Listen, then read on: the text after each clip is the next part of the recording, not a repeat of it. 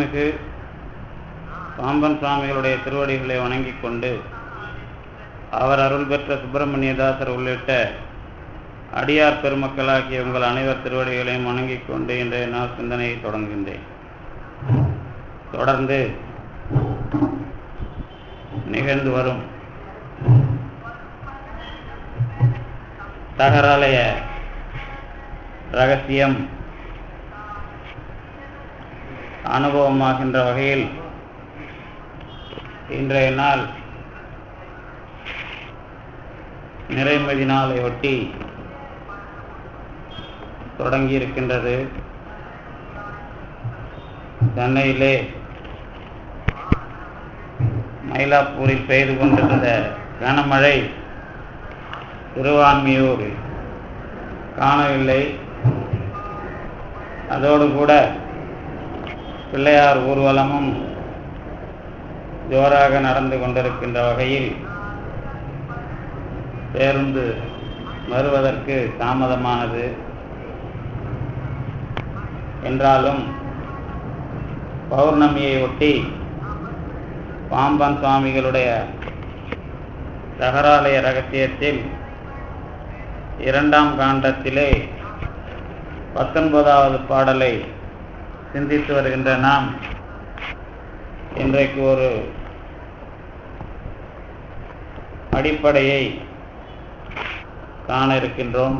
அதிலே பாம்பன் சுவாமிகள் இந்த பாடலுக்கு மிக விரிவான உரையை ஏறத்தாழ 10 பக்கங்கள், அதாவது 12 பக்கங்களுக்கு எழுதியிருக்கிற உரை இந்த பாடலுக்குத்தான். அதாவது ஏன் அதை விரிவாக அமைக்கிறார் என்று சொன்னால், அருள்மயம் ஆவை, ஆன்மாவாகிய நீ அருள்மயமாக ஆவாய் என்பதை விளக்குவதற்கு என்ன என்ன தடை விடைகள் எல்லாம் இருக்கின்றதோ அத்தனையையும் பாம்பன் சுவாமிகள் இங்கே விளக்குகிறார். ஏறக்குறைய முத்தி அல்லது கடவுளை சேர்ந்து விட்ட அனுபவம் என்றால் எப்படி இருக்கும் என்பதை பற்றிய விரிவான ஒரு விளக்க உரையாக அந்த உரை அமைந்திருக்கின்றது. இந்த முத்தி பற்றிய விவாதம், கடவுளை ஆன்மா சேர்ந்து எந்த மாதிரி தன்னுடைய இருப்பை கொண்டிருக்கும் என்பதற்கெல்லாம் விளக்கம் தெரியாத அல்லது விளக்கம் கூற முடியாத தத்துவவாதிகளுக்கும் இன்னும் அவரவர் விளக்கத்திலே மேற்கோள்களை அவரவர்கள் வசதிக்கு ஏற்ப விளக்குவதையெல்லாம் எடுத்து பாம்பன் சுவாமிகள் இதுதான் இதனுடைய விளக்கம், ஆன்மாவும் வியாபகமாக கடவுளினுடைய பூரணத்திலே கலக்கிறது என்பதை விரிவாக விளக்கி இதை மட்டுமே சந்தியை பிரித்து கொஞ்சம் விளக்க உரையோடு நீங்கள் அளித்தால் பாம்பன் சுவாமிகள் எந்த அளவிற்கு இதிலே தெளிவுபடுத்தி இருக்கிறார் என்பது தெரியும். அதை நாம் தொடர்ந்து சுவாமிகளுடைய உரையை படித்து அதை அடுத்த வாரத்திலிருந்து அதை அமைத்துக் கொள்ளலாம். அந்த 10 பக்கம் முழுக்க முழுக்க தத்துவங்களுக்கு இடையேயான ஒரு தெளிவை தருகிற ஆராய்ச்சியாக அமைகிறது. அதனாலே வாய்ப்பு இருந்தால் அந்த 10 பக்கத்தை படியெடுத்து நீங்கள் எல்லாம் வைத்துக் கொண்டிருந்தால் கொஞ்சம் என்ன அடிப்படைக்காக அதை நாம் சிந்திக்கிறோம் என்பதை பார்க்கலாம். அதனால் படித்து மற்ற தத்துவங்களை காட்டிலும் அல்லது மற்ற தத்துவ விளக்கங்களை காட்டிலும் பாம்பன் சுவாமிகள் சொல்ல வருகிற விரிவான அல்லது தெளிவான விளக்கம் எப்படிப்பட்டது என்பதை அவருடைய நடையிலேயே நீங்கள் தெரிந்து கொள்வதற்கு வாய்ப்பாக இருக்கும். அதனால் வாய்ப்பு உள்ளவர்கள் அடுத்த வாரத்தில் அதை அமைத்துக் கொள்ளலாம் என்பதை சொல்லி, இந்த அருள்மயம் என்பதை பற்றி எதற்காக அந்த அடிப்படையை பாம்பன் சுவாமிகள் எடுத்துக்கொள்கிறார் என்பதை பற்றிய ஒரு அடிப்படையை மற்றும் இன்றைக்கு இருக்கிற கால அமைப்பில் நாம் சிந்திக்கலாம். தொடர்ந்து நான் பாம்பன் சுவாமிகளுடைய அடிப்படையை நீங்கள் எதையெல்லாம் உலகத்தில் கடவுள் வடிவமாக பார்க்கிறீர்களோ அதையெல்லாம் குரு வடிவமாக பார்க்க கற்றுக்கொள்ளுங்கள். அதற்கு பிறகு எல்லாம் வல்லவராக அல்லது பெரிய பரம்பொருளாக இருக்கிற குகேசன் என்பதாகிய ஒன்றிலே நீங்கள் ஈடுபடலாம் என்பதை தொடர்ந்து சொல்லி வந்த சுவாமிகள் இறுதியாக கமனம் பனி நிறை விபுவாய உணரும் பெருவெளி இது என்று உனி அதில் உனையும் கரை, அதாவது மிகப்பெரிய வெளியாகிய பரம்பொருள் என்று எண்ணி அதிலே நீ உன்னை கரைத்துக்கொள். அதை கரைத்து கொண்டால் அருள் மயம் ஆவை. இதுதான் பாடலினுடைய இறுதி செய்தி அல்லது பாடலினுடைய நோக்கம். குறிப்புக்காக இங்கே நீங்கள் சிந்திக்க வேண்டியது அருள் மயம் ஆதல் என்பதிலே அருள் என்று எதை சொல்ல வருகிறார் என்பதுதான். அதற்கு சைவ சித்தாந்த மரபில் தொடர்ந்து பாடம் கேட்டவர்களுக்கெல்லாம் ஒரு முட்டு இருக்கும். இந்த கண்டு முட்டு கேட்டு முட்டு என்பது போல ஒரு முட்டு. முட்டு என்றால் வழங்காத ஒன்று அல்லது அதற்கு மேலே கடக்க முடியாத ஒன்று. அது என்ன என்று கேட்டால், திருக்கோயிலிலே இருக்கின்ற அம்மையை அருள் என்று சொல்லி அதற்கு மேல் இறைவனை நீங்கள் சேர வேண்டும் என்று சொல்லி அருள் என்பதை சடம் என்பது போல விளக்குகிற ஒரு மரபு சைவ சித்தாந்தத்தை விளக்குகிற அறிஞர்களிடம் உண்டு. அதிலே இருக்கிற குறை, மிகப்பெரிய தவறு என்ன என்று கேட்டால், அருள் அல்லது சக்தி என்பது அல்லது அம்பாலாக நாம் பார்ப்பது என்பது சித்து அல்லது ஞானம் என்பதாக நீங்கள் பார்க்க வேண்டும் என்று பாம்பன் சுவாமிகள் தான் மிக தெளிவாக அடையாளம் காட்டுகிறார். பரிபூரண ஆனந்த போதம் படிக்கிறவர்களுக்கு தெரியும், சத்து சித்து ஆனந்தம். அதிலே சத்து என்பது சிவம், சித்து என்பது சக்தி, ஆனந்தம் என்பது முருகன் என்பதாக அவர் விளக்குகிற தொடக்க பகுதியை நீங்கள் பார்க்கலாம். சக்தி அல்லது அம்பாளை ஞானம் என்று தெளிவாக நமக்கு சுட்டி காட்டுகிறார் பாம்பன் சுவாமிகள் அந்த பரிபூரணானந்த போதத்தினுடைய தொடக்க பகுதியில். அதை இன்னும் அவர் மட்டும் சொன்னதாக அமைக்காமல் உபநிடதங்களில் எல்லாம் எப்படி வருகிறது என்பதையும் எடுத்து காட்டியிருக்கிறார் அங்கே உரைப்பகுதியில். அவரே இங்கே தகராலய ரகசியத்தில் சிவப்பிரகாசமும் சிவஞான சித்தியாரும் அருளை ஞானமாக சொல்லுகின்றன என்பதை நீங்கள் புரிந்து கொள்ள வேண்டும் என்று உரையை அமைக்கிறார். அந்த பகுதியை மட்டும் படித்துவிட்டு அதற்கு பிறகு அருள் மயமாதல் என்பதை பற்றி நாம் அதனுடைய அதாவது நம்முடைய அனுபவபூர்வமான சில விளக்கங்களை தெரிந்து கொள்ளலாம். சிவப்பிரகாசத்தில் சிவன் அருள் சித்து, இவன் அருளை சேரும் சித்து. இது சிவஞான சித்தியார்.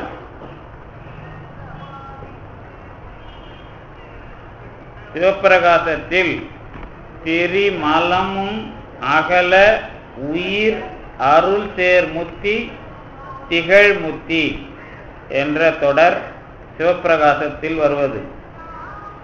அதே அருள் சிவத்தினது சித்து ஆகலின் ஆன்மா சின்மயமாதலே முத்தி என்றவாறாம்.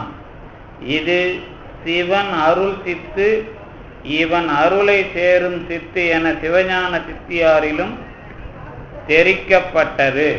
இது விளக்க உரை. பாம்பன் சாமிகள் அமைக்கிற விளக்க உரையிலே இந்த இரண்டு சாத்திரங்கள் மேற்கோளாக காட்டப்படுகின்றன.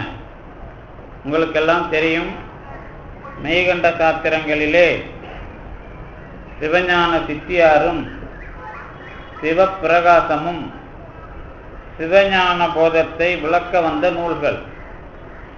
மெய்கண்டாருடைய சிவஞான போதத்தை ஆகம மரபில் விளக்கியது சிவஞான சித்தியார், வேத மரபில் விளக்கியது சிவப்பிரகாசம். ஆக சிவஞான போதத்தினுடைய முடிவான நோக்கம் அல்லது நாம் அடைகின்ற எல்லையை பற்றிய விளக்கத்தை முத்தி என்று சொல்லுகிறார்கள். அந்த முத்தியை பற்றிய ஆராய்ச்சியில் சிவப்பிரகாசம் சொல்லுவது திரிமலமும் அகல உயிர் அருள் சேர் முத்தி. 3 மலமும் நீங்கிய பிறகு உயிரானது அருளை சேர்வதுதான் முத்தி. இது சிவப்பிரகாசம். கொஞ்சம் கூடுதலாக சிவஞான சித்தியாரில் சிவனானவன் அருள் சித்து, இவன் என்று சொல்லப்படுகின்ற ஆன்மா அருளை சேரும் சித்து என்று விளக்கம் அமைக்கிறது. என்ன தடை இடர்பாடு எல்லோருக்கும் என்று கேட்டால், இந்த அருள் வேறு சித்து வேறு என்பதாக எண்ணாமல் அருள்தான் சித்து என்பதாக சொல்லப்படுகிறது என்று புரிந்து கொண்டால் இதிலே குறையில்லை. அதாவது சிவஞான சித்தியாரில் வருகிற சிவன் அருள் சித்து, அருளாக இருக்கின்ற சித்து என்று தெரிந்து கொண்டால் அருள் என்பது ஞானம் என்று சொல்லுவதிலே தடை இருக்காது. இதுதான் அடிப்படை, சித்தாந்தத்தினுடைய அடிப்படை. அது ஞானம் அருள் என்று சொன்னால் நீ அருள்மயமாக ஆவது எப்படி? இதுதான் இந்த பாடலுடைய விளக்கம். நாம அருள்மயமாதல்னு சொன்ன உடனே நம்ம மனசுல எதிலே நாம் கலக்கிறோம் என்பதை பற்றிய எண்ணம் தெளிவா வரணும். அந்த அருள் என்பதை பற்றிய ஒரு என்னது அடையாளம் அல்லது எது என்பதாக நம்ம மனசுல வரணும். அப்படிங்கிறதுக்கு தான் நீ இந்த வெளியாக இருக்கிற பரம்பொருளை நினைத்து உன்னை கரைக்கிற காலத்தில் நீ அருள்மயமாக ஆவாய் என்று சொன்னார். உங்களுக்கு வழக்கமா சில விஷயங்கள்லாம் தெரியும். அருள் என்று சொன்ன உடனே உங்களுக்கெல்லாம் இப்போ பாம்பன் சுவாமி சொன்னதை வச்சு நான் தெளிவா இனிமே உங்களுக்கு அதுல எந்த மாற்றம் வரக்கூடாது. என்ன மாற்றம் என்று சொன்னால், அருள் என்றால் ஞானத்தை அல்லது சித்தை குறிப்பது அப்படிங்கிறதுல எந்த விதமான ஐயமும் முதல்ல வரக்கூடாது. சரி, இதுக்கு முன்னாடிலாம் அருள் என்பதை பற்றி எப்படி தெரிந்து வைத்திருக்கிறீர்கள் அப்படின்னு கேட்டா, சிவய நம என்று சொல்லும் பொழுது சிகாரம் என்று சொன்னால் இறைவன், பகாரம் என்று சொன்னால் அருள், யகாரம் என்று சொன்னால் ஆன்மா, நகாரம் என்று சொன்னால் ஆணவம், மகாரம் என்று சொன்னால் மறைப்பு அப்படின்னு படிக்க வச்சிருப்போம். சிவன் அதாவது சிவய நம என்கிற 5 எழுத்தினுடைய விளக்கமாக நீங்க படிச்சிருப்பீங்க. அருள் உண்டு, அது ஈசருக்கு சக்தி இதுவும் சிவஞான சித்தியார்ல படிச்சிருப்பீங்க. இறைவனுடைய ஆற்றல் அப்படிங்கிறதுல ஒன்றும், அருள் என்று சொல்லுவதில் ஒன்றும் குறையில்லை. ஆனா அந்த ஆற்றலுக்குள்ள சடத்தன்மை இருக்கிறதா, ஞானத்தன்மை இருக்கிறதா, இதுதான் பிரச்சனை. ரொம்ப எளிமையா நீங்க அதுல இருந்து வெளியே வந்துடணும். அருள் என்பதை சடத்தன்மையில பார்த்துட்டீங்க அப்படின்னு சொன்னா அது கடவுள் அனுபவமாக ஆகாது. அருள் என்பதை ஞானத்தன்மையில பார்க்க கத்துக்கிட்டா அது உங்களுக்கு கடவுள் தன்மையை அனுபவித்ததாக ஆகும். இதுதான் ரொம்ப சுருக்கமான பதில். கொஞ்சம் விரிவா நீங்க இதுக்கு முன்னாடிலாம், நீங்க இதுக்கு முன்னாடி என்னுடைய சொற்பொழிவு கேட்டிருந்தாலும் சரி, பொதுவா அருளை பற்றிய முடிவுக்கு நான் சொல்லும்போது ஏறக்குறைய சடப்பொருள்களில் காணப்படுகின்ற இறைவனுடைய ஆற்றல் அப்படின்னு தெளிவா சொல்லியிருப்பேன். அது வரைக்கும் சொல்லியிருப்பேன். ஆனா இந்த பாட்டில் சாமி எழுதியிருக்கிற விளக்கத்தை பார்க்கும்போது அந்த விஷயத்துக்கு இன்னும் கூடுதலான விளக்கம் தேவை அப்படிங்கிறது புரியுது. அருள் அப்படிங்கிற சொல்லாட்சி இருக்குல்ல, இப்ப நம்ம இன்னைக்கு அருள் மயமாதல் என்கிற அனுபவம் சாமி சொல்றாரு, ஞானத்திலே கலக்கிறது, இறைவனுடைய கலக்கிறதுங்கிறது தான் நான் அந்த சொல்லுல சொல்றேன் அப்படிங்கிறதுலாம் சொல்றாருங்கிறதுல பிரச்சனை இல்லை. அதை ஏன் சொல்றாரு அப்படின்னா, ஆன்மாவும் இறைவனும் சேர்ந்து எப்படி கலக்கிறாங்க, ரெண்டு பேரும் இருக்கிறாங்க அப்படிங்கிறத முழுசா விளக்குறதுக்கு இந்த உரைப்பதியை அமைக்கிறார். அதுலயும் பிரச்சனை இல்லை. ஆனா நம்ம வழி வழியா கேட்டு அருளுங்கிற சொல்ல வச்சுக்கிட்டு மிரண்டு இருக்கிறோம்ல, அதுலயும் ஒரு தெளிவு வேணும் அப்படிங்கிறதுக்காக தான் நான் இப்ப அந்த சொல் வரலாறையும் உங்களுக்கு சொல்றேன். ஏன் ஒருவேளை பாம்பன் சாமி நேரா நீ ஞானமயமாவன் எழுதிட்டு இருந்தாருன்னா அந்த பிரச்சனை இல்லை. அவரே அருள் மயமாவன் எழுதிட்டு அதுக்கு ஒரு விளக்கம் கூடுதலா எழுதுறதுனால அந்த பிரச்சனை வருது அப்படி நீங்க நினைக்கலாம். அப்படி அது மட்டும் இல்லை காரணம். அதுக்கு முன்னாடி சிவப்பிரகாசம், சிவஞான சித்தியார் இவங்கெல்லாம் இறைவன் அருளை சேர்வது தான் முத்தின்னு எழுதிட்டாங்க. அப்ப அருளை சேர்றதுனா என்ன அப்படிங்கிறப்ப எல்லாருக்கும் பிரச்சனை. இன்னும் எங்களுக்கு இருக்கிற பெரிய வித்வான் அல்லது பெரிய அறிஞர்கள்லாம் கூட நான் எனக்கு கேட்ட சைவ சித்தாந்தம் வரைக்கும் நானும் அப்படித்தான் புரிஞ்சுட்டு இருந்தேன். இப்போ இன்னைக்கு அந்த உரையை படிக்கும்போது, கொஞ்சம் பரிபூர்ணானந்த படிக்கும்போது இறைவியை சித்து என்று சொல்லுகிறார் பாம்பன் சாமிங்கிறது புரிஞ்சுது. ஆனால் இந்த அருளை சேர்வதுங்கிறத தாண்டி, அருளை தாண்டி கடவுளை சேருதல் அப்படிங்கிற மாதிரி கொஞ்சம் புத்தி சாதுரியம் உள்ள சித்தாந்திகள் பேசிக்கிட்டு இருக்கிறாங்க. அதை பேசுறதை எப்படி பேசணும் அப்படிங்கிறது பாம்பன் சாமி வச்சுக்கிட்டு நான் இன்னைக்கு உங்ககிட்ட பேசுறேன். உங்களுக்கு இடம் புரியுதான்னு தெரியல. இந்த திருவருட்பயன்னு ஒரு சாஸ்திரம் இருக்குது, உமாப சிவாச்சாரியார் எழுதுனது தான். அதுல என்ன பண்றாரு அவருன்னு கேட்டா, இருவர் மடந்தையர் இன்பு உரின் என் பயன் இன்பு உண்டாம் ஒருவன் ஒருத்தி உரின் அப்படின்னு ஒரு குறட்பா எழுதியிருக்கார். திருவருட்பயன்கிறது குறட்பா அமைப்பு. அதுல ஆணும் பெண்ணும் சேர்ந்தால்தான் இன்பமே தவிர பெண்ணும் பெண்ணும் சேர்ந்தால் இன்பம் இல்லை. அது மாதிரி இறைவனும் ஆன்மாவும் சேர வேண்டும் அப்படின்னு அவர் ஒரு குறட்பா எழுதுகிறார். அதுக்கு எங்க ஜாம்பவானங்கள்லாம் விளக்கம் சொல்லும் போது, நாம அம்மா கிட்ட போய் கலந்துட்டாலாம் முத்தி கிடையாது, அதை தாண்டி இறைவன்கிட்ட கடக்கணும். அம்மா சடம், அதைத்தான் சொல்ல வர்றாருங்கிற மாதிரிலாம் சித்தாந்தத்துல விளக்குறாங்க இன்னமும். அதுல இருக்கிற பிரச்சனை தான் இப்போ பாம்பன் சாமியை வச்சுக்கிட்டு நம்ம பேசுறது. நீங்க அதுதான் கொஞ்சம் கவனமா இருக்கணும். அவர் எதுக்கு சொன்னார் அப்படின்னு கேட்டா, யாரு? உமாபதி சிவாச்சாரியார் தான் திருவருட்பயன்ல அந்த வரி எழுதினார். திருமூலர் சொல்றாருல்ல, குருடும் குருடும் குருட்டாட்டம் ஆடி குழி விழுகிறது அப்படின்னு சொல்றாருல்ல. ஆன்மாவுக்கு கருவி இல்லை என்றால் ஞானம் இருப்பதாக தெரியவில்லை. உடம்புக்கு ஞானமே இல்லை. இந்த ரெண்டு பேரும் ஒரு வகையில ஞானம் இல்லாதவர்கள். அதனால இவங்க ரெண்டு பேருமே முத்திங்கிறதுல பொருள் இல்லாதவர்கள் ஆகிவிடுகிறார்கள் அப்படிங்கிறத சொல்றதுக்காக பயன்படுத்தின விளக்கம் அது.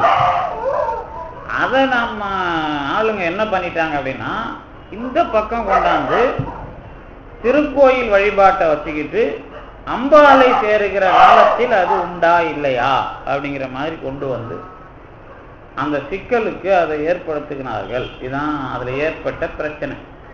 ஆனால் பாம்பன் சாமிகள் அதெல்லாம் கொஞ்சம் பெருசாக எடுத்துக்கிட்டு அவர் காலத்தில் அந்த பிரச்சனை இல்லை. ஏன்னா பாம்பன் சாமி காலத்தை பொறுத்த வரைக்கும் பாம்பன் சாமி வர்றதுக்கு முன்னாடி ஒருத்தர் தான் சைவ சித்தாந்தத்தை விரிவாக பேசினார். அவர் சோமசுந்தர நாயகர். அதுக்கப்புறம் பாம்பன் சாமி தான் முடிவு பெற்றார் சைவ சித்தாந்தத்தை இதுக்கு வரைக்கும் நீங்கள் உலகத்துக்கு இந்த மாதிரி முழுசா புரிய வைங்க. அதுக்கு நடுவில் மறைமுறைகள் இவங்களுக்கெல்லாம் சைவ சித்தாந்தம் பேசினாங்க. ஆனால் அவங்களுக்குலாம் சைவ சித்தாந்தம் தெரியாதுன்னு நமக்கு தெரியும். யாரை வச்சு? பாம்பன் சாமியை வச்சு. கொஞ்சம் பேர் சைவ சித்தாந்தத்தெல்லாம் நிறைய பேர் பேசுகிறாங்க, புடைக்கிறாங்க, அதெல்லாம் வேற விஷயம். எனக்கு தெரிஞ்சு வரலாற்றில் முழுமையாக சைவ சித்தாந்தத்தை இந்த ரெண்டு பேரும் அந்த காலத்தில் பண்ணுறாங்க. யாரு? ஒன்று சோமசுந்தர, இன்னொன்று சோமசுந்தர நாயகர் அருளாளர் கிடையாது, ஒரு ஞானி. ஆனால் பாம்பன் சாமிகள் அருளாளராக நமக்கு கிடைச்சி திருஞான சம்பந்தர் மரபிலேயே பாம்பன் சாமி நிற்கிற அளவுக்கு அவருக்கு அருளாம் வல்லமை உண்டு. வரலாற்றுக்குள்ள நீங்க தெளிவா நினைக்கணும். இந்த கொள்கை தெரியாதவங்க தான் ஊர்ல இருக்கிற எல்லாரையும் பத்தி நினைச்சு பார்க்கறது. நம்மளை பொறுத்த வரைக்கும் பாம்பன் சாமிகள் காலத்தை ஒட்டி தான் பாரதியார் வர்றார். ஆனா பாரதியார் இந்த ஆன்மீக அனுபவத்துக்குள்ளெல்லாம் வராம சமுதாயத்துக்கு நேரா கொஞ்சம் எளிமையான பாடல்களை சுதந்திர விஷயத்தை சேர்த்து நல்லா தெளிவா கொண்டு போறார். ஆனால் எளிமையான பாடல்களை அதுக்கு முன்னாடி பாம்பன் சாமிகளுக்கு முன்னாடி வள்ளலார் பாடி ஜீவகாருண்ய விஷயம் பேசுறார். ஆனாலும் வள்ளலாரை பொறுத்த வரைக்கும் என்ன விஷயம் அப்படின்னு கேட்டீங்கன்னா, ஒரு சங்கம், கொள்கை இதெல்லாம் வைக்கிறாருல்ல, இது ஒரு முக்கியமான விஷயம். இது அவரோட கொள்கை. ஏன் அது சன்மார்க்க சங்கம் ஏற்படுத்தி கொடி வச்சு ஒரு இயக்கெல்லாம் வைக்கிறாரு அப்படின்னு கேட்டீங்கன்னா, அதுக்கு முன்னாடி வள்ளல் பெருமானுடைய காலத்துக்கு முன்னாடி வரைக்கும் இந்த நாயக்கர் கால ஆட்சியில யாரோன்னாலும் எதை ஒன்னாலும் எழுதலாம். தாய்மானவர் வர்றார், அவர் தனியாக எழுதிட்டு போறார், அனுபவத்தில் போறார். குமரகுருபரரை நாடு கடத்திடுறாங்கன்னா காசிக்கு போயிடுறார். நடுவில் இங்கே பாலியல்லேருந்து அதாவது அப்போதான் இந்த தேவதாசிகள் விஷயம். இன்னும் கேட்டால் ஒரு உதாரணம் சொல்றேனே, தேவதாசிகள் கிட்ட வரி வாங்கி ஊர்ல காவல்காரனுக்கு சம்பளம் கொடுத்துருக்காங்க. அப்படின்னா எப்படி இருந்ததுன்னு பாருங்க. நாயக்கர்கள் காலத்துல தேவதாசிகள் கிட்ட வரி வாங்கி காவல்காரன் தண்டநாயகம் அவங்களுக்கெல்லாம் சம்பளம் கொடுத்துருக்குறாங்க. அப்படின்னா அந்த காலத்துல நாடு எப்படி இருந்தது நீங்க தெரிஞ்சீங்க. அவ்வளவுதான் விஷயம். அந்த அளவுக்கு கொள்கை இல்லாம வீணா போன காலத்துல சைவ சித்தாந்தத்தை பேசி பழைய சைவ சித்தாந்தத்தை பேசணும்னு ஒரு ஆள் வந்தார். அவருக்கு பேர் தான் ஆறுமுக நாவலர், இலங்கையிலிருந்து வந்தார். அதே காலத்துல இதெல்லாம் வேலைக்கு ஆகாது, நம்ம தெளிவா புதுசா இவங்க எல்லாருக்கும் நாம தெளிவா சொல்லுவோம் அப்படின்னு வள்ளலார் எடுக்கிறார். எடுத்து அவர் என்ன பண்றாருன்னா இயக்கமாக்கல, அவர் எழுதுறார், எழுதி பதிவு பண்றாரு எல்லாத்தையும். ஏன்னா அந்த கொள்கையிலேயே அவர் நிற்கிறார். கருணைங்கிற கொள்கையில கொஞ்சம் கூட அவரு வலிமையை பிரயோகிக்கல. நல்லா பார்த்துக்கணும், ரொம்ப கவனமான இடம் அது. கொள்கையில கொஞ்சம் கூட வலிமையை பிரயோகிக்கல. ஏன்னா அவர் கொள்கை கருணை. ஒரு ஆள் சொல்ற அந்த கொள்கையில அவன் அதுல நிக்கணும் அப்படிங்கிறதுல அவர் ரொம்ப தெளிவா இருக்கிறார். அதனாலதான் அவர் ஒரு வரி எழுதுறார். என்ன வரி எழுதுறாருன்னா, தயவுக்கு எதிரானவற்றை நீங்க வேற இருக்கணும் அப்படின்னா, தயவுக்கு எதிரானவற்றோடு நீங்க போராடணும் அப்படின்னா காவி வேட்டி கட்டணும் அப்படிங்கிறார். தயவுனா கருணைக்கு எதிராக வேலை பார்க்கறாங்கல்ல, இதுக்கு நீங்க சண்டை போடணும், கொள்கையை நிலைநாட்டணும்னா நீங்க காவி கட்டணும். ஆனா நான் வெள்ளை வேட்டி கட்டிட்டேன், நான் சண்டை போட மாட்டேன். அப்ப சண்டை போடுறதுக்கு ஒரு ஆள் பெண்டிங் தேவைப்படுது. அதுதான் நீங்க இன்னும் கேட்டா அதுக்கு ஒரு கட்டாயமும் அதுதான் பாம்பன் சாமி வர்றாருன்னு நான் அழகா அடிக்கடி பல முறை சொல்லியிருக்கிறேன். அப்ப எழுதி பதிவு பண்ற வள்ளலாருக்கு விஷயத்தை ஆறுமுக நாவல பிரச்சனை ஓரம் கட்டிடும். உண்மையை சொல்ல போனா வள்ளலாறு கூட இருந்த சிஷ்யம் ஓடி வந்துடுறாரு. வள்ளலாருடைய கடைசி பாட்டுங்கள்லாம் பதிப்பிக்கல. தொழுவூர் வேலாயுத மொழியார், தொழுவூர் வேலாயுத மொழியாரா துரோகி வேலாயுத மொழியாராங்கிற அளவுக்கு என்ன பண்ணிடுறாருன்னா, வள்ளலார் கூட இருந்த மொத்த பேரும் ஓடிடுறானுங்க. அதில் அவர் காலேஜுக்கு வந்து வேலைக்கு சேர்ந்துடுறாரு. அந்த 6வது திருமுறையை பதிப்பிக்கவே இல்லை. அதாவது பல வருஷங்கள் கழிச்சு பெங்களூர்ல இருந்து ஒருத்தன் காசு கொடுத்து அதுக்கப்புறம் பதிப்பிக்கிறாங்க. அது அவ்வளோ பெரிய வரலாறு வள்ளலாருக்கு இருக்குது. அந்த சமயத்தில் உங்களுக்கு சைவ சித்தாந்தத்தை பழைய ஜாதி சைவமாகவும் பேசக்கூடாது. ஆறுமுகனாவலர்லாம் ஜாதியை எழுதிடுறார், வர்ணாசிரமத்தை எழுதி தான் பேசுவார். அதனால அது செல்லுபடி ஆகாது. அதனால ஜாதி விஷயமாகவும் இருக்கக்கூடாது, சைவ சித்தாந்தத்தில் வர்ற ஞான பேதமும் இருக்கக்கூடாது. அதுக்கு வேலை பார்த்து தான் பாம்பன் சுவாமிகள் ரொம்ப தெளிவா எழுதுறார். இவருக்கு கொஞ்சம் முன்னாடி தான் சோமசுந்தர நாயகர் வந்து சைவ சித்தாந்தம் எவ்வளவு பெருசு தெரியுமா, திருஞான சம்பந்தர் எவ்வளவு பெரிய ஆள் தெரியுமா, நீங்க சங்கராச்சாரியார் தூக்கி பிடிக்கிறீங்களா, அவன் ஒரு கபோதி அப்படின்லாம் திட்டி சைவ சித்தாந்தத்தை எந்த அளவுக்கு தூக்கி பிடிக்கணுமோ அந்த அளவுக்கு தெளிவா தூக்கி பிடிச்ச ஒரு ஆள் சோமசுந்தர நாயகர். அவர் யாருன்னா மறைமலையடிகளுடைய ஆசிரியர். அவருக்கு முழுசா சைவ சித்தாந்தம் தெரியும். அதை விட்டா பாம்பன் சாமி தான் தெரியும். இதுக்கு நடுவில் பேசினவங்கலாம் அறகுறை தான். அது யாரும் நீங்க வரலாற்றுக்குள்ள எத்தனை ஆளை சொன்னாலும் சரி, அவங்க சந்தர்ப்பத்துக்காக அரசியல் சேர்ந்து பேசியிருப்பாங்க. ஆனா பாம்பன் சாமிகள் யாருன்னு கேட்டீங்கன்னா அருளாளரா மாறுறாருன்னு இல்லை, அவருக்கு முருகன் அருள் கொடுக்குறான்.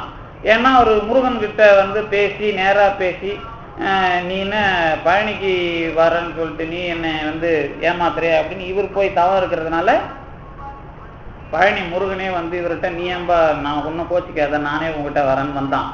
அதுதான் பிறப்பன் வலசையில் நடந்த விஷயம். பிறப்பன் வலசையில் தவம் சும்மா இல்லை பாம்பன் சாமி, நீ என்னை வரவானா, நீ என்ன சொல்றது, நீ என் இடத்துக்கு உன்னை வர வைக்கிறேன் அப்படின்னு தான் தவம் இருந்தார். முருகனும் வந்தான். வந்து தான் வந்து அவர்கிட்ட வந்து சரண்டர் ஆகிறான். முருகனை பொறுத்த வரைக்கும் என்ன கேட்டால் பிறப்பன் வலசையில் முருகன் வந்து பாம்பன் சாமிகிட்ட சரண்டர் ஆன வரலாறு அப்படின்னு தான் நான் அந்த வரலாறு சொல்லுவேன். அந்த மாதிரி ஒரு ஆள் பாம்பன் சாமி. அவர் அருளாளரா அந்த அந்த அந்த பரம்பரையில் வர்றார். எந்த பரம்பரையில்?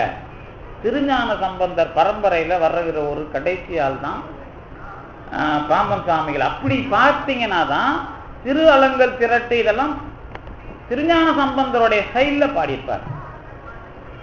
குமரகுருபர ஸ்டைலில் திரு அலங்கல் திரட்டு 2ஆம் பாகத்தை பாடியிருப்பார். ஏன்னா குமரகுருபரர் இவருக்கு முன்னாடி அவர் தான் வந்து பண்டார மும்மணி கோவை அப்படின்னு நினைக்கிறேன். அந்த நூல்ல வெண்பா ஆசிரியர் இந்த பாவினங்களுக்கெல்லாம் பாட்டு எழுதினவர் அவர் முதல்ல. அதுக்கப்புறம் பாம்பன் சாமி எல்லா பாட்டு இனங்களுக்கும் விரிவா பாட்டு எழுதுறார். அதுதான் திருவலங்கல் திரட்டினுடைய 2ஆம் பகுதி. முதல் பகுதியில திருஞான சம்பந்தர் மரபுல எப்படி பாட்டு நாங்க எழுதுறோம், அந்த தாளம் அந்த அமைப்பு அதே முறையில பதிக அமைப்பிலேயே பாடி இந்த அவங்க மரபுல வர்ற அப்படிங்கிறத நிலைநாட்டுறார். ஏன் வள்ளலார் மரபுல எளிமையா பாட்டு எழுதலைன்னா, இல்ல நாங்க மறுபடியும் திருஞான சம்பந்தர் மரபுல அருள் உலகத்தை நிலைநாட்ட போறோம் அப்படிங்கிறது தான் பாம்பன் சாமியுடைய அந்த வரலாற்றுக்கான அடிப்படை. அப்படி பார்த்தீங்கன்னா தான் உங்களுக்கு அதோடைய வலிமை தெரியும். அப்போ பாம்பன் சாமி தான் என்ன பண்றாருன்னா, இப்போ இதுக்குள்ள இருக்கிற விஷயங்கள் எல்லாத்தையும் தெளிவுபடுத்துறாரு. அதுல ஒண்ணுதான் இந்த சைவ சித்தாந்தத்துக்குள்ளேயே இருக்கிற முரண்பாடு. எது? இந்த கடவுள் பற்றிய விஷயத்துல, சக்தியை பற்றிய விஷயத்துல இது வந்து எது அப்படிங்கிறது, அருள்னா என்ன அப்படிங்கறது சொல்றது. அந்த வார்த்தையும் பாம்பன் சாமி எடுத்துக்கிறார். எந்த வார்த்தைய? அருள்ங்கிற வார்த்தையை எடுத்துக்கிறார். இப்போ உங்களுக்கு எல்லாரும் தெரியும், கடவுள் அருள்ங்கிறத எல்லாரும் நாம பயன்படுத்துறோம். அது எந்த மாதிரி அது எது வரைக்கும் போய் முடியுது அப்படிங்கிறது தான் அதுல இருக்கிற விஷயம். இந்த அருள் அப்படிங்கிறத பத்தி நீங்க தொடக்க காலத்துல தமிழ்ல பயன்படுத்துற விஷயம் எல்லாம், என் மேல அன்பு இருக்குதா, என் மேல உனக்கு வந்து உண்மையிலேயே பரிவு இருக்கிறதா அப்படிங்கிறத பயன்படுத்துறதுக்கு அருள் என்ற சொல்லை தொடக்க காலத்துல பயன்படுத்தியிருக்கிறாங்க. அதுக்கு பிறகு திருவள்ளுவர் இதை தெளிவா முடிவு கட்டுறார். எதை? அருள் என்ற சொல்லையும் அன்பு என்ற சொல்லையும் இன்னும் என்னென்னலாம் இந்த அன்பு ரீதியான வரலாற்றுல என்னென்ன சொற்கள் இருக்குதோ அதெல்லாம் ஒழுங்குபடுத்தினார் திருவள்ளுவர். அவர் ஒழுங்குபடுத்தினது ஒரு அடிப்படை. நீங்க அதெல்லாம் ஞாபகம் வச்சுக்கணும். என்ன அடிப்படைனா, இந்த அன்புங்கிறது நம்ம யாருக்கும் தெரியாது. நாம அன்புங்கிறத சொல்லு அளவுல பயன்படுத்தலாம், ஆனா அன்புங்கிறது யாருக்கும் தெரியாது. ஏன் தெரியாது அப்படின்னு கேட்டீங்கன்னா, கடவுள் அனுபவிச்சிங்கன்னா தான் தெரியும். கடவுள் இப்ப எல்லாருக்கும் பேரளவுல தான் தெரியும். கடவுளை யாரும் அனுபவிக்கல. அனுபவிக்கும் போது அது அன்புன்னு தெரியும். இதை சொன்னது யாருன்னா திருமூலர். அன்பே சிவமாவது ஆறும் அறிகிறார். நான் சொல்லலை இப்போ உங்களுக்கு அன்பு தெரியாதுலாம், நான் திருமூலரை வச்சு சொல்றேன், உங்களுக்குலாம் அன்பு தெரியாது அப்படிங்கிறது இதுதான் உண்மையும் கூடாது. அதில் என்ன விஷயம் அப்படின்னு கேட்டிங்கன்னா, இப்போ நாம அக்கா மேலே, தம்பி மேலே, தங்கச்சி மேலே, அப்பா மேலே, மனைவி மேலெல்லாம் வைக்கிறோம்ல, இதெல்லாம் அன்பு தான். ஆனால் இது அன்புன்னு சொல்ல முடியாது. ஏன்னு கேட்டிங்கன்னா, ஒரு உறவுக்கு இந்த அளவுக்கு இந்த உறவுல நாம பழகிறோம், இந்த அளவுக்கு இந்த உறவுல பழகிறோம், உறவுல எல்லாருமே கூடயும் பழகிறோம். இந்த உறவுங்கிறது என்னவா வந்து நிக்குது அப்படின்னு கேட்டிங்கன்னா, ஏதாவது ஒரு எதிர்பார்ப்புல தான் அது வந்து நிற்கும், வேற வழி கிடையாது. உங்களுக்கு கடவுள்ங்கிற ஒரு பெரிய அறிவாளின்னு எப்படி தெரியும்னு கேட்டிங்கன்னா, அவன் அறிவாளியா இல்லையாங்கிறது பற்றி எப்படி நமக்கு சொன்ன இதை தத்துவத்தில் எழுதுறாங்கிறதுலாம் மட்டும் இல்லாது, எவன் ஒருத்தனும் இன்னொருத்தனோட முழுசா ஒத்து போற மாதிரி பொறப்புல கிடையாது. எல்லாருமே உலகத்துல இருக்கிற யாரும் ஏதோ ஒரு அண்டர்ஸ்டாண்டிங்ல போயிட்டு இருப்போம். அண்டர்ஸ்டாண்டிங்னா என்ன? உங்களுக்கு எது தேவையோ அந்த தேவையில அடுத்தவர்களோட தொடர்பு கொண்டிருப்போம்.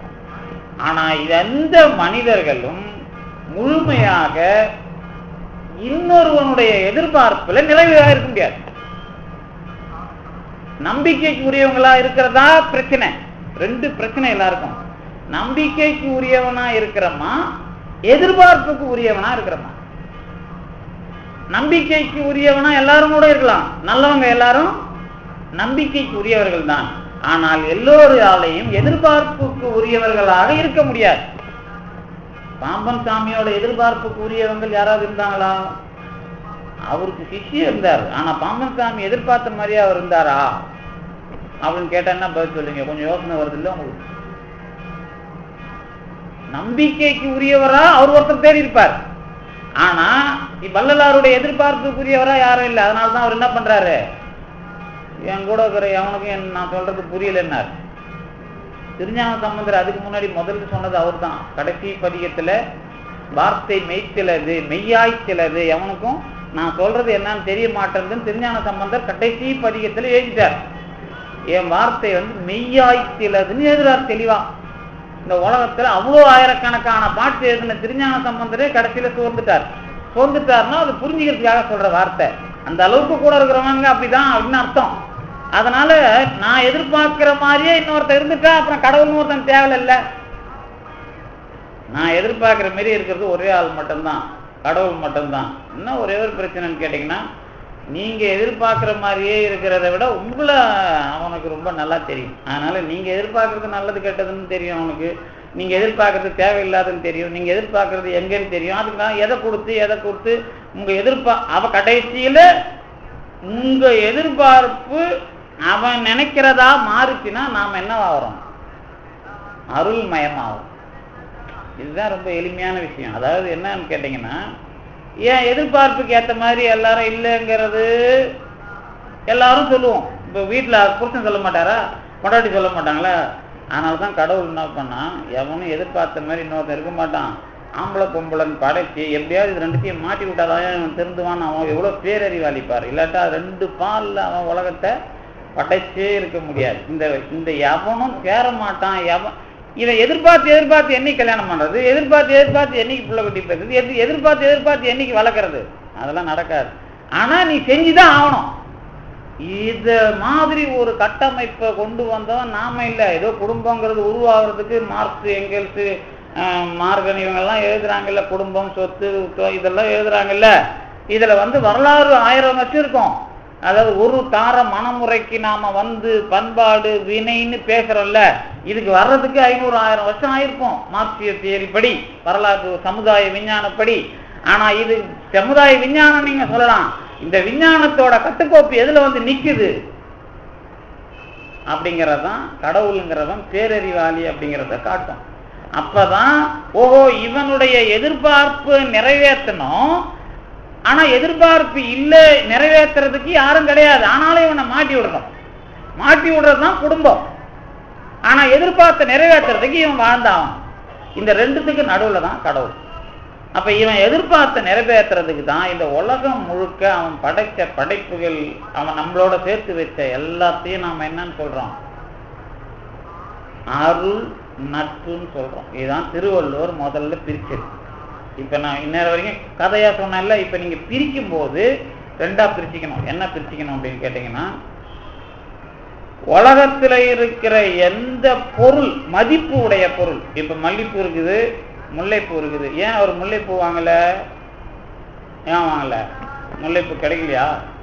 முல்லைப்பூ விலை அதிகமா, மல்லிப்பூ விலை அதிகமா? தெரியல. தெரியல. எதுவும் மல்லிப்பூ, எதுக்கு மல்லிப்பூ வாங்கினீங்க? தெரியல. என்ன இதுக்கே ஒன்றும் தெரியலன்னா அப்புறம் எதுதான் தெரியும்? சரிங்க சார், மல்லிப்பூ வாங்கலாமா, முல்லை, எது விலை அதிகம்? இந்த மாதிரி மதிப்பை வச்சு பார்க்கறது உலகத்துல இருக்குதுல்ல, இந்த மதிப்பை வச்சு நீங்க பொருளை அனுபவிக்கிறது எல்லாமே அருள்னு தெரிஞ்சுக்குங்கிறார் திருவள்ளுவர். அருள் என்னும் அன்பு ஈன் குழவி, பொருள் என்னும் செல்வ செவிலியால் உடைத்து. பொருள் அல்லது செல்வம் அல்லது பொருளாதாரம் இருக்குல்ல, ₹1, அதை வச்சு ஒரு பொருளை பார்க்கறோம்ல. வைரம், அது பணத்தை வச்சு எடை பார்க்கறோம்ல. புலி, 1 கிலோ புலியும் 1 கிலோ வைரமும் ஒண்ணுதான். எதை வச்சு? எடைய வச்சு. ஆனா அதோட மதிப்பு வேற வருது இல்ல. இந்த மாதிரி நீங்க உலகத்துல இருக்கிற பொருளை எல்லாம் அருள்னு பார்க்கணும். ஆனா உங்களுக்கு பார்க்க தெரியாது. அதுக்கு முன்னாடி எது அதை பாதுகாக்குது? பொருள் தான் பாதுகாக்குது. பொருள் என்கிற செவிலித்தாய் வளர்த்து அருளை காட்டணும். இப்ப இந்த பொருளா இருந்தாலும் சரி, தங்கமா இருந்தாலும் சரி, வைரமா இருந்தாலும் சரி, எல்லாமே அருள் தான். ஆனா இப்ப எதுவா தெரியுது? பொருளா தெரியுது. அப்ப இதுல இருந்து நீங்க எல்லாத்தையும் பொதுவுல பாக்குற அருளுக்கு வளர்ந்தீங்கன்னா தான் பொருளுங்கிற தாண்டி உங்களுக்கு அருள் தெரியும் அப்படின்னு திருவள்ளுவர் அருளுக்கு விளக்கம் கொடுக்கிறார். இன்னொன்னு என்ன கொடுக்கிறார்? இது நீங்க உலகத்துல பயன்படுத்துற எல்லா பொருளையும் கடந்து அருளுக்கு போகணும். அதே மாதிரி உலகத்துல நாம எல்லாரோடையும் தொடர்பு கொள்றோம்ல, அதுக்கு பேரு நட்பு. அதை என்னன்னு விளக்குறாருன்னா, அன்பு ஈனும் ஆர்வம் உடைமை, அது ஈனும் நன்பு என்னும் நாடா சிறப்பு. அன்போட ஒரு குழந்தை ஆர்வம், அந்த ஆர்வத்தின் மூலமா நட்பு வரும். அப்ப என்ன அர்த்தம்? 2 விஷயம் சொன்னார். அருள் என்னும் அன்பு ஈன் குழவி, பொருள் என்னும் செல்வ செவிலியால் உடைத்து. அது அன்போட ஒரு குழந்தை. அன்பு ஈனும் ஆர்வம் உடைமை, அது ஒரு குழந்தை. அன்போட குழந்தை ஆர்வம், அதோட குழந்தை நட்பு. இப்ப நாம உலகத்துல எல்லாரோடையும் தொடர்பு கொள்றோம்ல, அது கடைசியில் எங்க போய் நிக்கணும்? மனைவியா இருந்தாலும், தாயா இருந்தாலும், பிள்ளையா இருந்தாலும் வேறுபாடு இல்லாம நான் சமமா பார்த்தா அதுக்கு பேர் நான் நட்பு. அதத்தான் சுந்தரருக்கு இறைவன் ஒரு உறவா சொல்றான். எனக்கு தோழன்னு சொல்றான். நாம சாதாரணமா சொல்ற இந்த நண்பன் அது இல்லது. நான் என்னை போலவே உன்னை உருவாக்குவேன், அதுக்கு பேரு தோழமை நெறி. அதனாலதான் சுந்தரருக்கு கடவுளே கண்ணாடியில பார்த்து சுந்தராவான்னு சொன்னான்னு வரலாறு எழுதினாங்க. கடவுளை போலவே அவர். ஆனா அவர் வேற, இது வேறதான். ஏன் அப்படி எழுதினாங்கன்னா, கடவுளை போலவே பார்த்தீங்கன்னா அவருக்கு அவர் நண்பர், 2 பேரும் ஒண்ணுதான் அப்படிங்கிற அளவுக்கு. ஆனா இவரு ஆன்மா, அவர் கடவுள், அவ்வளவுதான் வித்தியாசம். அந்த மாதிரி நீங்க புரிஞ்சிக்கணும். அப்படின்னா அன்பு, அது உலகத்துல இருக்கிற எல்லாரோடையும் நட்பு உங்களுக்கு வந்ததுன்னா, அதுல பேதம் இல்லாம வந்தா அன்பு நாம தெரிஞ்சுப்போம். பொருள்கள்ல பேதம் இல்லாம வந்தா அருளை தெரிஞ்சுப்போம். அப்ப எது உதவும்? அதுல பொருள்ல பேதம் இல்லாம தெரிஞ்சுக்குவீங்க. இப்ப வைரத்து மேல உங்களுக்கு ஆசை இல்ல அப்படின்னா எப்ப வரும்? அது ஞானம் வந்தாதான் வரும். அப்ப அருள் சித்து அப்படிங்கிறதுல என்ன உங்களுக்கு புரிஞ்சுக்கிறதுல பிரச்சனை இருக்கு. அருள் என்பது சித்து அப்படிங்கிறத புரிஞ்சுக்கிறதுல அதுல என்ன பிரச்சனை இருக்குது? நான் இப்ப இன்னைக்கு பேசுற விஷயம் இதுவரைக்கும் நான் பேசின சொற்பொழிவிலே இந்த மாதிரி இருக்காது. நானும் அருள்ங்கிறத கொஞ்சம் சடப்பொருள்களில் இருக்கிற இறைவன் ஆற்றல் அது வரைக்கும் பேசியிருக்கிறேன். ஆனா இப்போ பாம்பன் சாமியை சொன்ன பிறகு கொஞ்சம் கூடுதலா அதுல தெளிவா விளக்கம் சொல்றேன். அவ்வளவுதான் விஷயம். அருள் என்று உலகத்தை நான் பார்க்கிறேன் என்று சொன்னால், எந்த பொருளிலேயும் பேதம் இல்லாமல் என்னால் பார்க்க முடிகிறது என்று சொன்னால் எனக்கு ஞான பார்வை வந்து விட்டது என்று பொருள். அப்ப அந்த அருள் என்பது அது பொருளை சார்ந்து நான் பார்க்கும்போது அதுவும் எது எனக்கு ஞானமாக தெரியும். அப்போ அருள் என்பது சித்து என்று சொல்றதுக்கு அதுல என்ன இல்லை, பிரச்சனை இல்லை. இன்னும் கூடுதலா நீங்க கொஞ்சம் அதுல என்ன அழுத்தணும் கேட்டீங்கன்னா, அருள் என்பதை இறைவன் ஆற்றல் என்று சொன்னாலும், அது சடப்பொருள்களில் இருக்கிற ஆற்றல் என்று சொன்னாலும், கடவுள் ஞானம் இல்லாமல் என்றும் அவன் இல்லை. அப்ப சடப்பொருள்களில் இருக்கிற ஆற்றலாயிருந்தாலும் கடவுளாக நாம் அனுபவிக்கிற போது அது ஞானமாகத்தான் அனுபவப்படும். எனவே அருள் சித்து என்று பாம்பன் சுவாமிகள் விளக்க முற்படுவதில் நமக்கு எந்த விதமான தடையும் இல்லை என்பதை நீங்க தெளிவாக அமைத்துக் கொள்ள வேண்டும் என்பதை சொல்லி, இந்த அருள் என்பதை ஞானமாக்கி ஞானம் என்பதாகிய கடவுள் மயமாக நாம் ஆதல்தான் அருள் மயம் ஆவை நீ என்று இந்த பாடலில் சொன்னார். அதை உரை சார்ந்து நாம தெளிவாக்கி கொள்வதற்கு அடுத்த வாரம் தொடங்கி படிக்கலாம் என்பதை சொல்லி இந்த அளவிற்கு தந்து நிறுத்திய திருவர்களுக்கும் குருவர்களுக்கும் நன்றி விடைபெறுகின்றேன். நன்றி.